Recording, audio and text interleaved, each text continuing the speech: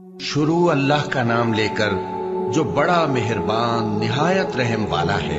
ए पैगंबर सल्लल्लाहु अलैहि वसल्लम, जो औरत तुमसे अपने शौहर के बारे में बहस व जिदाल करती और अल्लाह से शिकायत रंजो मलाल करती थी, अल्लाह ने उसकी इल्तिजा सुन ली और अल्लाह तुम दोनों की गुफ्तगू सुन रहा था। कुछ शक नहीं कि अल्लाह सुनता है, देखता है। जो लोग तुम में से अपनी औरतों को माँ कह देते हैं, वो उनकी माएं नहीं हो जाती। उनकी माएं तो वही हैं जिनके बदन से वो पैदा हुए। बेशक वो नामाकूल और झूठी बात कहते हैं और अल्लाह बड़ा मुआफ करने वाला है, बख्शने वाला है।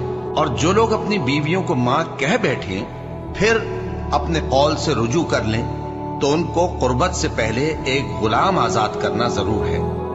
मोमिनो, इस हुक्म से तुमको नसीहत की जाती है और जो कुछ तुम करते हो अल्लाह उससे खबरदार है। अब जिसको गुलाम न मिले वो कुर्बत से पहले लगातार 2 महीने के रोजे रखे।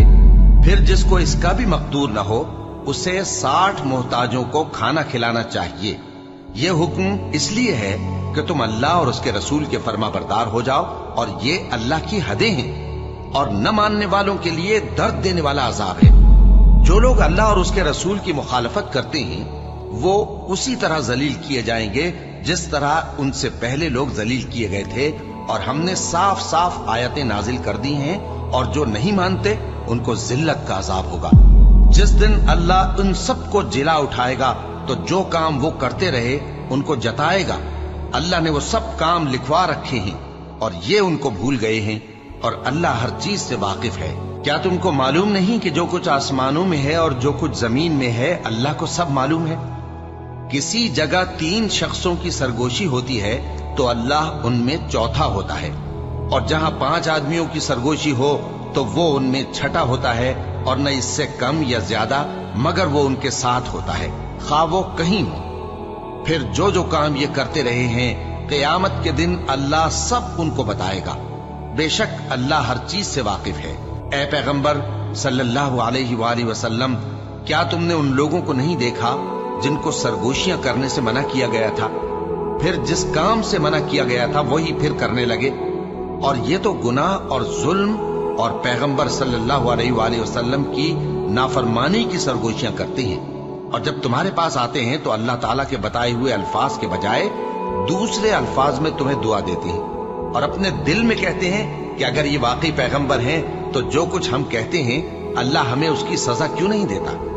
ए पैगंबर सल्लल्लाहु अलैहि वसल्लम, इनको दोज़ख ही की सजा काफी है, ये उसी में दाखिल होंगे और वो बुरी जगह है। मोमिनो, जब तुम आपस में सरगोशियां करने लगो तो गुनाह और ज्यादती और पैगंबर की नाफरमानी की बातें न करना, बल्कि नेकूकारी और परहेजगारी की बातें करना, और अल्लाह से जिसके सामने जमा किए जाओगे डरते रहना। मुनाफिकों की सरगोशियां तो शैतान के उकसाने से हैं, जो इसलिए की जाती हैं कि मोमिन उनसे रंजीदा हो, मगर अल्लाह के हुक्म के सिवा उनसे उन्हें कुछ नुकसान नहीं पहुंच सकता। तो मोमिनों को चाहिए कि अल्लाह ही पर भरोसा रखें। मोमिनों, जब तुमसे कहा जाए कि मजलिस में खुलकर बैठो तो खुलकर बैठा करो, अल्लाह तुमको कुशादगी बख्शेगा। और जब कहा जाए कि उठ खड़े हो तो उठ खड़े हुआ करो। जो लोग तुम में से ईमान लाए हैं और जिनको इल्म अता किया गया है, अल्लाह उनके दर्जे बुलंद करेगा, और अल्लाह तुम्हारे सब कामों से वाकिफ है। मोमिनो, जब तुम पैगंबर के कान में कोई बात कहो तो बात कहने से पहले मसाकीन को कुछ खैरात कर दिया करो। ये तुम्हारे लिए बहुत बेहतर और पाकीज़गी की बात है। और अगर खैरात तुमको मुयस्सर ना आए तो अल्लाह बख्शने वाला मेहरबान है। क्या तुम इससे कि पैगंबर के कान में कोई बात कहने से पहले खैरात करो डर गए? फिर जब तुमने ऐसा न किया और अल्लाह ने तुम्हें मुआफ कर दिया तो नमाज कायम करते रहो और ज़कात देते रहो, और अल्लाह और उसके रसूल सल्लल्लाहु अलैहि वसल्लम की फर्माबरदारी करते रहो, और जो कुछ तुम करते हो अल्लाह उससे खबरदार है। भला तुमने उन लोगों को नहीं देखा जो ऐसे लोगों से दोस्ती करते हैं जिन पर अल्लाह का गजब हुआ? वो न तुम में है न उनमें, और जानबूझकर झूठी बातों पर कस्में खाते हैं। अल्लाह ने उनके लिए सख्त अजाब तैयार कर रखा है। ये जो कुछ करते हैं यकीनन बुरा है। इन्होंने अपनी कस्मों को ढाल बना लिया है और लोगों को अल्लाह के रास्ते से रोक दिया है, सो इनके लिए जिल्लत का अजाब है। اللہ کے عذاب کے سامنے نہ تو ان کا مال ہی کچھ کام آئے گا اور نہ اولاد ہی کچھ فائدہ دے گی۔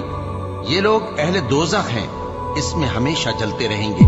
جس دن اللہ ان سب کو جلا اٹھائے گا تو جس طرح تمہارے سامنے قسمیں کھاتے ہیں اسی طرح اس کے سامنے بھی قسمیں کھائیں گے اور خیال کریں گے کہ ایسا کرنے سے کام چل جائے گا۔ سنو، یہی تو ہیں جھوٹے۔ شیطان نے ان کو قابو میں کر لیا ہے اور اللہ کی یاد ان کو بھلا دی ہے۔ یہ لوگ شیطان کا ٹولہ ہے، اور سن رکھو کہ شیطان کا ٹولہ ہی نقصان اٹھانے والا ہے۔ جو لوگ اللہ اور اس کے رسول صلی اللہ علیہ وآلہ وسلم کی مخالفت کرتے ہیں وہ نہایت ذلیل ہوں گے۔ اللہ نے یہ بات لکھ دی ہے کہ میں اور میرے پیغمبر ضرور غالب رہیں گے۔ بے شک اللہ زور آور ہے، صاحب اقتدار ہے۔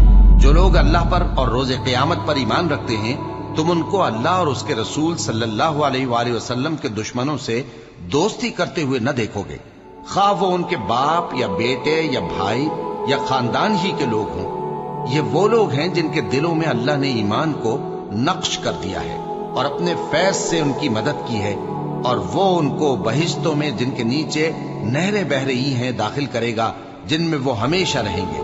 اللہ ان سے خوش اور وہ اللہ سے خوش۔ یہی لوگ اللہ کی جماعت والے ہیں۔ سن رکھو کہ اللہ کی جماعت والے ہی کامیاب ہوں گے۔ شروع اللہ کا نام لے کر جو بڑا مہربان نہایت رحم والا ہے۔ جو چیزیں آسمانوں میں ہیں اور جو چیزیں زمین میں ہیں سب اللہ کی تسبیح کرتی ہیں، اور وہ غالب ہے، حکمت والا ہے۔ وہی تو ہے جس نے کفار اہل کتاب کو پہلی لشکر کشی پر ہی ان کے گھروں سے نکال دیا۔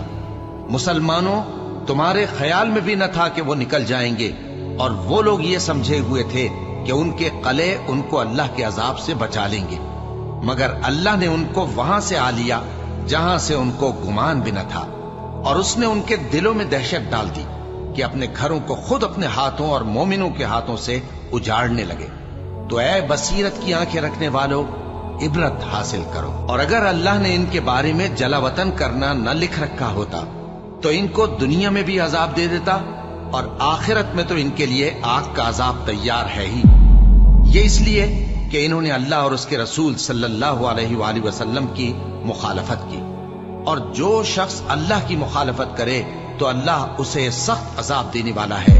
مومنوں، کھجور کے جو درخت تم نے کاٹ ڈالے یا ان کو ان کی جڑوں پر کھڑا رہنے دیا، سو یہ اللہ کے حکم سے تھا، اور اس سے مقصود یہ تھا کہ وہ نافرمانوں کو رسوا کرے۔